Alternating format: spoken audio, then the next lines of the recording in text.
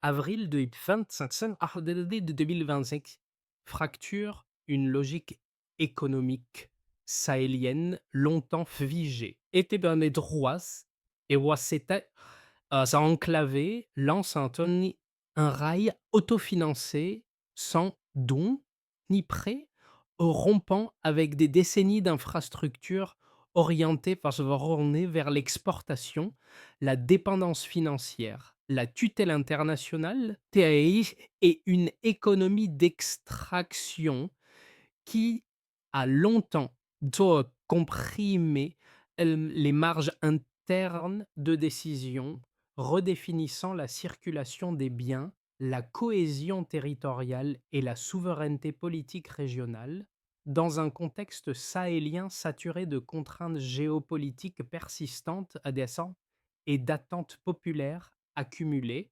Que change cette rupture pour les habitants et pour Ibrahim Traoré? Un horizon d'autonomie s'entr'ouvre brutalement. Ce récit promet une lecture rigoureuse d'un basculement rarement observé au Sahel, la tentative concrète de reprendre le contrôle économique sans intermédiaires extérieurs. Le bénéfice pour le spectateur même en est clair. Comprendre, en termes simples et vérifiables, comment une infrastructure peut devenir un levier d'autonomie durable. L'enjeu dépasse la technique ferroviaire. Il touche à la capacité des États enclavés à décider seuls, à synchroniser leurs priorités et à rompre avec un modèle où les choix stratégiques étaient souvent conditionnés par des bailleurs lointains. Derrière le rail se joue une question de souveraineté réelle. Qui oriente les flux, qui fixe les calendriers, c'est-à-dire qui arbitre entre besoins internes et pressions extérieures. Le projet agit comme un test grandeur nature. S'il fonctionne, il redéfinit les marges de manœuvre politiques, économiques et sociales dans une région longtemps décrite uniquement par ses vulnérabilités. S'il échoue, il confirmera la force des dépendances structurelles héritées. C'est cette ligne de crête entre promesses crédibles et risques assumés que cette analyse explore sans posture idéologique et uniquement à partir des faits disponibles de leurs implications concrètes pour les sociétés sahéliennes. Avril 2025 marque un point de départ précis. Trois États sahéliens annoncent une ligne ferroviaire à grande vitesse, Strasse financée exclusivement par leurs ressources nationales. Aucun prêt du FMI, aucune contribution de la Banque mondiale, aucune conférence internationale d'annonce. Seulement une signature commune qui affirme une volonté de faire autrement, dans un environnement régional pourtant habitué au montage financier conditionné. Cette mini-révélation éclaire immédiatement le contexte.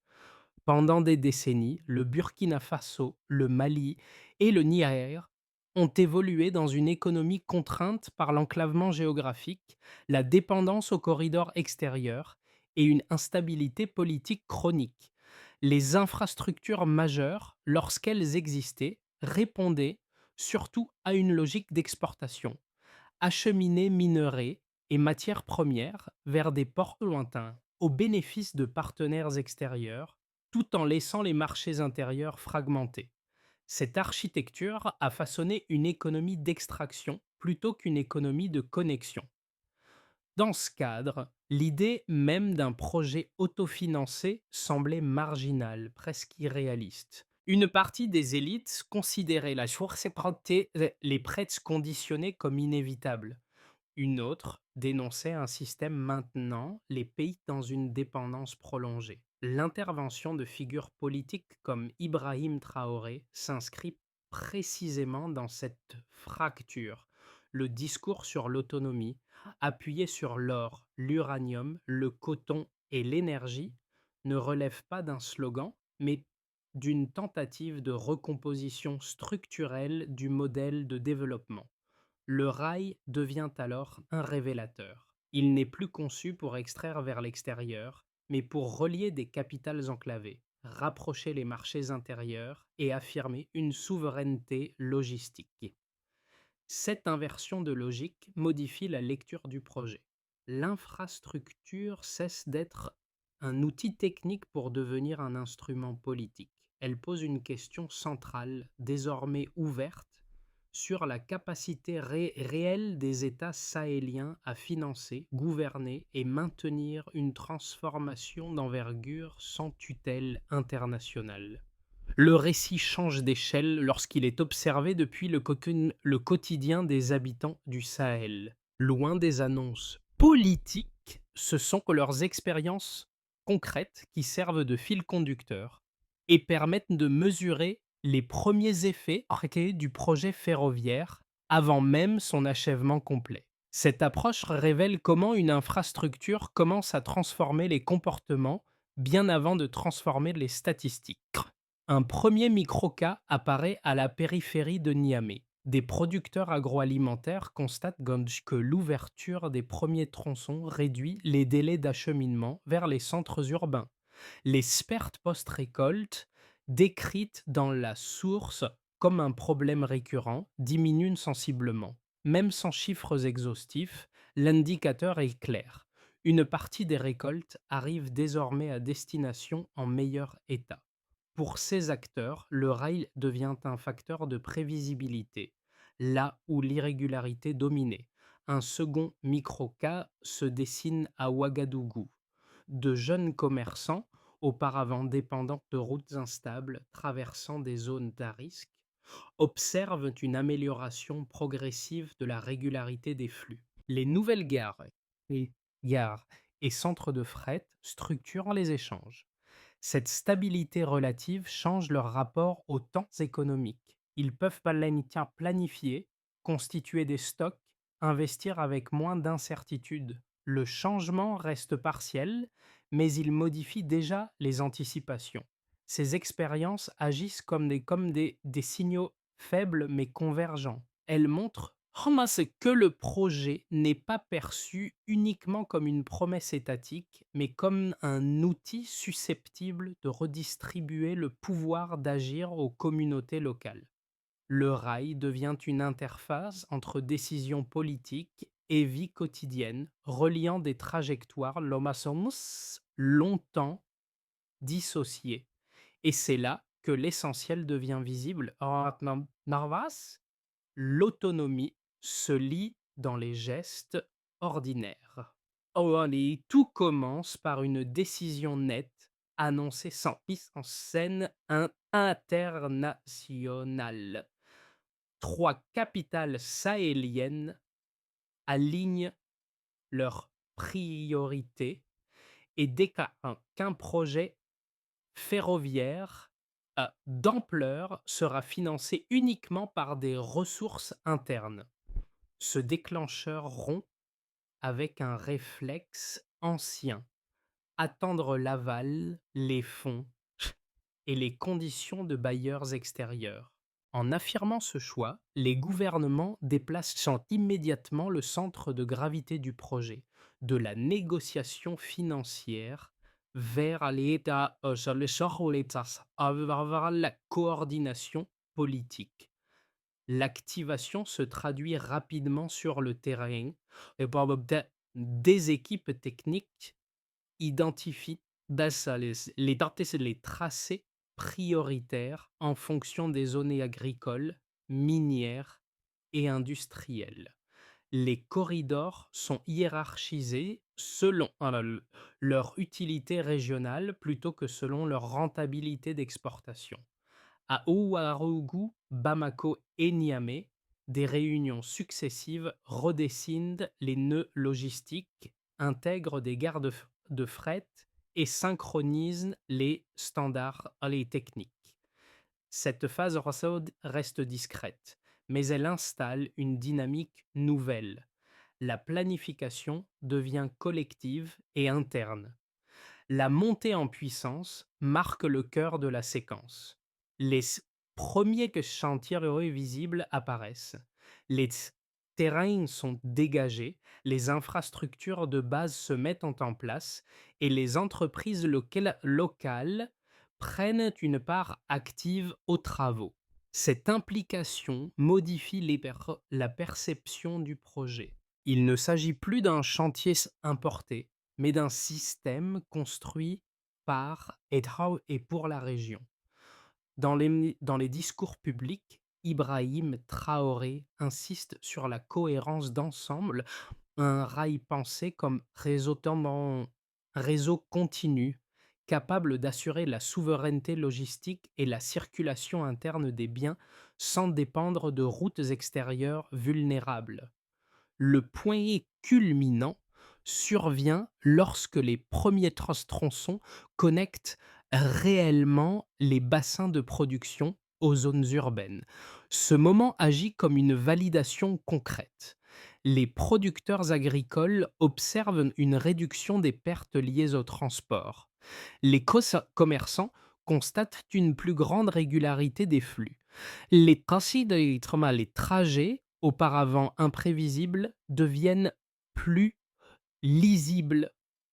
Cette bascule n'est pas encore massive, mais elle modifie déjà les calculs économiques et les attentes des acteurs locaux. Les répliques se font sentir presque immédiatement. Les marchés urbains augmentent leur capacité d'absorption. Les petites entreprises trouvent de nouveaux débouchés régionaux.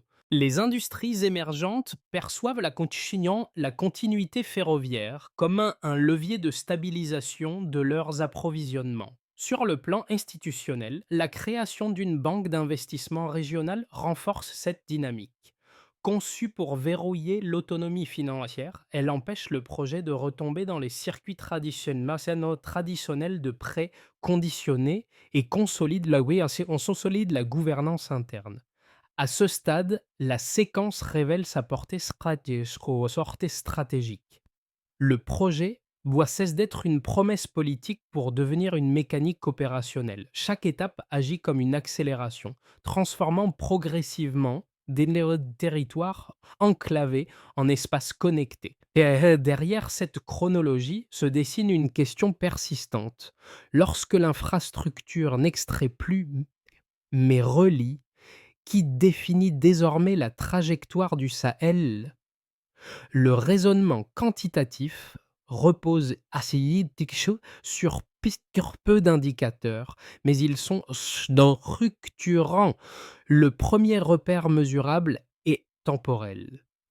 Avril 2025 n'est pas seulement une date d'annonce, il fixe un point zéro analytique. Avant ce moment, les infrastructures ferroviaires transnationales du Sahel étaient quasi inexistantes ou pensées selon des logiques héritées d'exportation.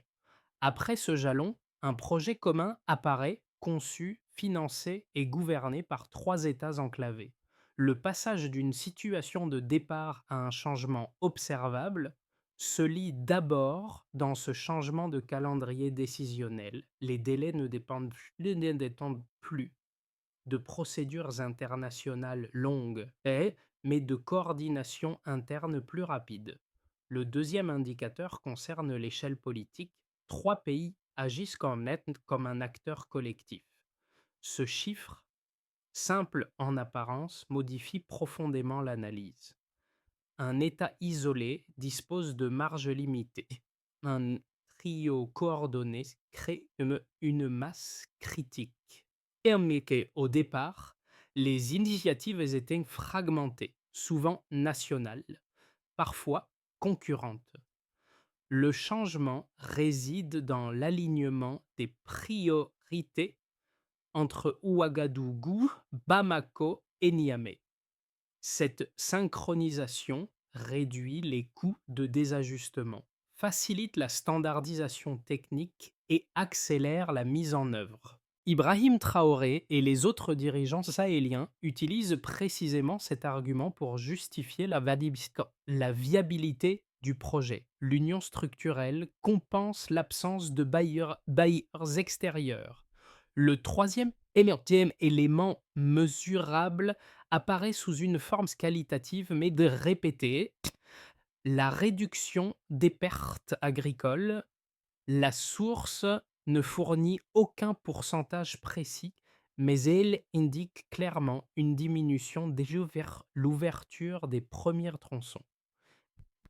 Au départ, les pertes étaient importantes à cause de transports lents, irréguliers et risqués. Le changement se manifeste lorsque les produits atteignent les marchés urbains plus rapidement et en meilleur état. Même sans chiffres exacts, cette évolution fonctionne comme un indicateur logistique fiable. Elle traduit une amélioration directe de la chaîne de valeur agricole et une hausse implicite de la valeur économique des récoltes.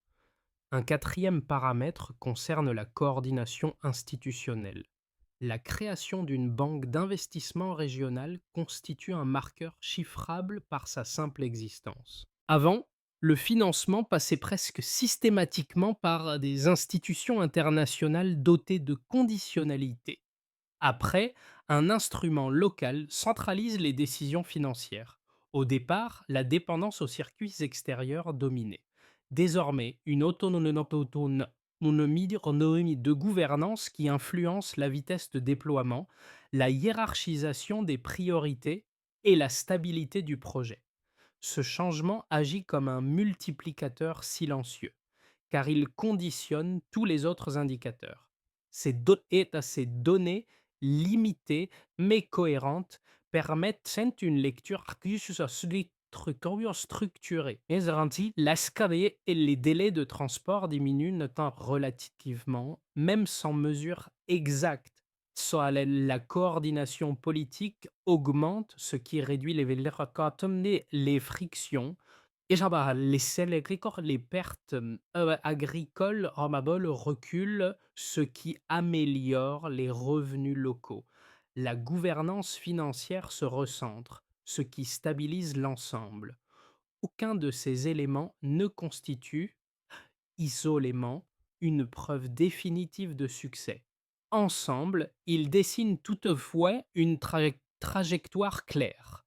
Le passage d'un système logistique dépendant et fragmenté vers un système plus intégré et contrôlé localement. Cette lecture de la situation de départ vers le changement observé éclaire la portée réelle du projet. Elle montre que l'autonomie n'est pas une abstraction idéologique, mais une suite de variations concrètes sur des paramètres essentiels. Temps, coordination, perte, contrôle financier. En ce sens, le rail devient un instrument de mesure du changement. Il révèle ce qui évolue à l'améliorer réellement lorsque des États décident de reprendre la main sur leurs infrastructures et, par extension, sur leur avenir économique et politique. L'argument le plus solide en faveur de l'aide internationale repose sur une idée simple. Aucun projet d'infrastructure d'envergure ne peut être mené à bien sans capitaux extérieurs, garanties internationales et expertise institutionnelle éprouvée. Selon cette lecture, les États enclavés du Sahel feront voir à des risques parfois financiers excessifs s'ils s'écartaient des circuits traditionnels. Les grandes institutions sont perçues comme des stabilisateurs capables d'imposer des cadres, de limiter les dérives et d'assurer une continuité technique sur le long terme. Dans cette logique, l'autofinancement apparaît comme un pari risqué, potentiellement vulnérable aux chocs politiques ou sécuritaires. Un second argument complète cette position. Il affirme que l'aide internationale n'est pas seulement une source de financement, mais un mécanisme d'intégration au système économique mondial. Les prêts conditionnés, selon leurs défenseurs, favoriseraient la discipline budgétaire, l'accès au marché et la crédibilité internationale. Se priver de ces leviers reviendrait à s'isoler, à réduire l'attractivité économique et à les exposer les projets à un manque de supervision externe, considéré comme un garde-fou nécessaire. Face à cela, la critique du modèle dominant s'articule autour d'un constat inverse. Les opposants au financement conditionné soulignent que ces dispositifs orientent les priorités nationales et prolongent une dépendance structurelle. Les délais imposés, les clauses restrictives et la standardisation des choix et techniques limiteraient la capacité des États à répondre à leurs besoins réels. La source évoque explicitement cette perception. Pour une partie des acteurs sahéliens, l'aide internationale entretient un cycle où la pauvreté et la vulnérabilité deviennent des paramètres intégrés au système. La réponse portée par le projet ferroviaire s'appuie sur des faits observables. Le choix oui, de financer sans FMI ni Banque mondiale n'était pas présenté comme un rejet idéologique, mais comme une décision structurelle visant à reprendre presque le contrôle des ressources et du calendrier. La création d'une banque d'investissement régionale constitue le cœur de cette réponse. Cet instrument remplace les circuits extérieurs par une gouvernance locale capable de coordonner les États sans reproduire les mécanismes de tutelle. Dans ce cadre, la position défendue par Ibrahim Traoré et ses partenaires gagne en cohérence. La PNDL, elle ne nie pas les risques RMB, mais les accepte comme le prix d'une souveraineté renforcée. Le Stillman révèle ainsi deux visions rationnelles. Toutefois, dans ce cas précis, l'expérience sahélienne démontre qu'un modèle autonome peut exister, non comme une rupture symbolique, mais comme une alternative opérationnelle déjà en mouvement. Cette phrase marque le point médian du récit et change la grille de lecture. Jusqu'ici, le projet pouvait être interprété comme une infrastructure ambitieuse, voire comme un symbole politique. À ce stade, il apparaît comme un instrument de recomposition du pouvoir. Le chemin de fer ne sert plus seulement à déplacer des biens. Il redéfinit qui contrôle l'espace, le temps et les décisions dans des territoires longtemps fragmentés. Le basculement tient à un détail souvent sous-estimé. Le tracé traverse des zones agricoles, minières et industrielles stratégiques. En reliant ces espaces, l'infrastructure devient un outil de présence étatique continue. Là où l'autorité était intermittente, chaque gare, chaque centre de maintenance, chaque nœud logistique installe une permanence. Le rail agit comme une ossature autour de laquelle s'organisent dans la sécurité, économie et administration. Cette logique modifie la relation entre territoire et pouvoir. La mobilité cesse d'être une vulnérabilité dépendante de routes exposées. Elle devient un levier maîtrisé. Dans ce contexte, c'est Ibrahim Traoré et les autres dirigeants sahéliens s'appuient sur le projet pour affirmer une idée centrale. C'est contrôler les flux internes, c'est reprendre la main sur les choix politiques. L'infrastructure ne suit plus la souveraineté, elle la produit. Ce moment révèle aussi un changement de perception chez les populations. Le rail n'est plus vu comme un outil distant, pensé ailleurs, c'est ailleurs. Il devient un repère tangible, visible, qui structure les attentes et redonne une cohérence à des espaces longtemps disjoints. La révélation centrale est là. Lorsque l'infrastructure relie au lieu d'extraire, elle transforme l'équilibre même du pouvoir régional. Les premiers effets du projet se lisent différemment selon les acteurs, mais à chaque ils convergent vers une transformation tangible des équilibres régionaux. Pour les États, le changement est d'abord institutionnel. La coordination ferroviaire entre Ouagadougou, Bamako et Niamey crée une continuité territoriale inédite. Le contrôle des flux internes renforce la capacité administrative dans des zones longtemps fragmentées. Là où l'action publique était sporadique, l'infrastructure installe une présence durable. Dans ce cadre, Ibrahim Traoré met en avant un principe simple. Maîtriser la mobilité, c'est élargir l'horizon de décision politique. Narin. Pour les entreprises, l'impact est immédiat sur la planification. Les chaînes d'approvisionnement, autrefois dépendantes de routes aléatoires, gagnent en régularité. Les e-commerçants peuvent anticiper les délais, ajuster les stocks et réduire les ruptures. Les petites structures, particulièrement exposées aux aléas logistiques, trouvent dans la continuité ferroviaire un facteur de stabilisation. Cette prévisibilité relative modifie la perception du risque et ouvre des marges d'investissement jusque-là inaccessibles. Du côté des populations locales, notamment des agriculteurs, les effets se concentrent sur la réduction des pertes. La source indique que les produits atteignent désormais les marchés urbains plus rapidement et en meilleur état, même sans chiffres précis. L'évolution est décisive. Moins de récoltes perdues signifie plus de revenus sécurisés et une confiance accrue dans les circuits internes. Pour les jeunes, le projet agit aussi comme un signal symbolique. Il suggère que des trajectoires économiques peuvent être construites sans dépendre exclusivement de l'extérieur. À l'échelle régionale, enfin, l'expérience sahélienne dépasse ses frontières immédiates.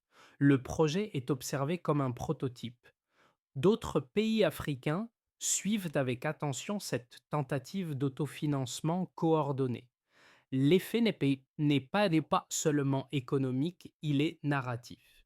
Il modifie le récit dominant sur le Sahel, souvent réduit à ses vulnérabilités. En reconfigurant la mobilité, le rail recompose les rapports entre souveraineté, développement et intégration régionale.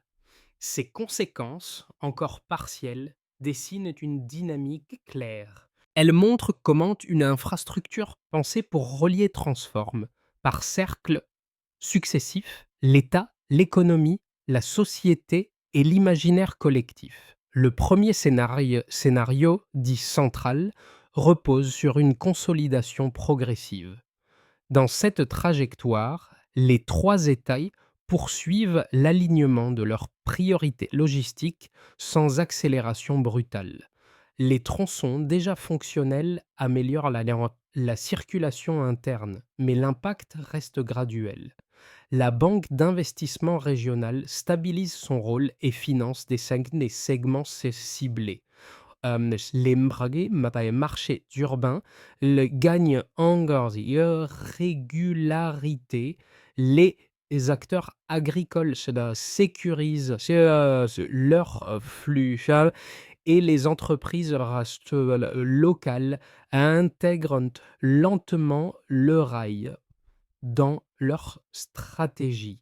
Le changement principal n'est pas spectaculaire. Il réside dans la normalisation d'un système autonome qui cessait d'être exceptionnel pour devenir opérationnel. Le scénario optimiste décrit une accélération maîtrisée. Si les conditions sécuritaires demeurent relativement stables le long des corridors, les gares intermédiaires deviennent des pôles d'activité. Formation technique, services logistiques, et petites industries régionales s'y agrègent. L'autofinancement gagne en crédibilité politique et attire l'attention d'autres États africains intéressés par des coopérations parallèles. Dans ce cadre, le projet ne se limite plus à relier trois capitales. Il devient une démonstration continentale qu'un modèle d'infrastructure sans tutelle extérieure peut produire des effets d'entraînement réels et rapides. Le scénario dégradé met en avant les contraintes. Des tensions politiques, ou sécuritaires ralentissent certains segments. Les zones récemment stabilisées connaissent en fait que des perturbations, ce qui affecte la régularité des flux. Le projet n'est pas remis en cause, mais son calendrier s'étire. La pression extérieure augmente, cherchant à réintégrer le financement dans des circuits traditionnels. Dans cette hypothèse, la robustesse institutionnelle devient décisive. La banque régionale joue alors un rôle défensif pour éviter un retour à la dépendance. Mais les bénéfices sociaux tardent à se matérialiser pleinement. Face à ces trajectoires contrastées, une recommandation de lecture s'impose. Plutôt que d'évaluer le projet uniquement à l'aune de sa vitesse, il convient d'observer la solidité des conditions qui le soutiennent. Coordination politique, gouvernance financière, continuité territoriale. Si ces piliers se tiennent, même un déploiement lent peut produire des transformations durables. Le rail sahélien se juge moins sur un horizon court que sur sa capacité à résister aux chocs et à maintenir une autonomie décisionnelle dans le temps. La compréhension de ce projet évolue selon la position de celui qui l'observe. Pour les personnes qui suivent régulièrement l'actualité du Sahel, le rail agit comme une clé de lecture nouvelle. Il permet de dépasser les récits centrés uniquement sur l'instabilité ou la dépendance. La source montre qu'un espace souvent décrit comme contraint peut aussi devenir un lieu d'initiative capable de produire ses propres solutions. Cette relecture modifie la manière d'interpréter les décisions politiques et économiques de la région. Pour un public sensible aux enjeux économiques, l'intérêt est plus direct. Le projet Liabadep Pro illustre concrètement comment la maîtrise de la logistique transforme les marchés intérieurs. Lorsque les chaînes d'approvisionnement cessent d'être soumises à des ruptures constantes, la planification devient possible. Le spectateur comprend alors que le développement ne repose pas uniquement sur des volumes financiers, mais sur la capacité à organiser les flux, le temps et la prévisibilité. Le rail devient un exemple lisible de cette mécanique. Pour celles et ceux qui s'intéressent aux dynamiques sociales, l'impact humain occupe le premier plan. La source insiste sur les effets perçus par les agriculteurs, les commerçants et les jeunes générations. Ces ne voient pas seulement une infrastructure, mais une ouverture de perspective. La possibilité de se former, de travailler et de circuler dans un espace mieux connecté modifie les attentes individuelles et collectives. Le projet agit alors comme un vecteur de projection, en particulier pour une jeunesse longtemps confrontée à l'absence d'horizon stable. Enfin, pour un spectateur extérieur à la région, l'expérience sahélienne invite à une réflexion plus large. Elle pose une question universelle. Qu'est-ce qui rend une autonomie crédible et durable? En observant ce cas précis, chacun est amené à reconsidérer les liens entre financement, souveraineté et responsabilité collective. Le projet ferroviaire devient ainsi un miroir. Il ne parle pas seulement du Sahel, mais de la manière dont les sociétés choisissent de reprendre ou non le contrôle de leur avenir. La première étape consiste à verrouiller durablement l'autonomie financière. La création de la banque d'investissement régionale marque un point de départ, mais c'est chance, sa consolidation devient prioritaire. Il s'agit d'harmoniser les règles de gouvernance, de clarifier les mécanismes de décision et de garantir que les ressources nationales restent affectées aux objectifs internes. Dans cette phase, Ibrahim Traoré insiste sur un principe central. Sans contrôle strict des leviers financiers, l'autonomie reste fragile et réversible. La deuxième et sa étape porte sur la stabilisation territoriale des corridors. Le tracé ferroviaire traverse des zones stratégiques où la continuité de l'État doit être visible. Cela implique un maillage régulier de gares secondaires, de centres de maintenance et d'équipements techniques permanentes. Chaque point fixe renforce la sécurité, soutient l'activité économique locale et réduit les zones de rupture. L'infrastructure devient ainsi un outil de présence publique, pas seulement un axe de transport. La troisième étape vise l'ancrage des compétences locales, les centres de formation des techniques mentionnées dans la source doivent être intégrés au projet comme des éléments structurels. Former conducteurs, ingénieurs, techniciens et gestionnaires permet de limiter la dépendance à des expertises extérieures. Cette transmission de savoir-faire transforme le rail en école opérationnelle, capable de produire une autonomie durable par la maîtrise des compétences. La quatrième étape concerne la connexion directe avec les marchés intérieurs. Les flux agricoles, commerciaux et manufacturiers doivent être organisés autour du rail afin de réduire les pertes, stabiliser les circuits et renforcer l'économie domestique. Cette synchronisation entre production et transport conditionne l'impact social du projet. Ibrahim Traoré et ses partenaires y voient un test décisif. L'infrastructure n'a de sens que si elle améliore concrètement la vie économique quotidienne. Enfin, la feuille de route repose sur un pilotage mesurable.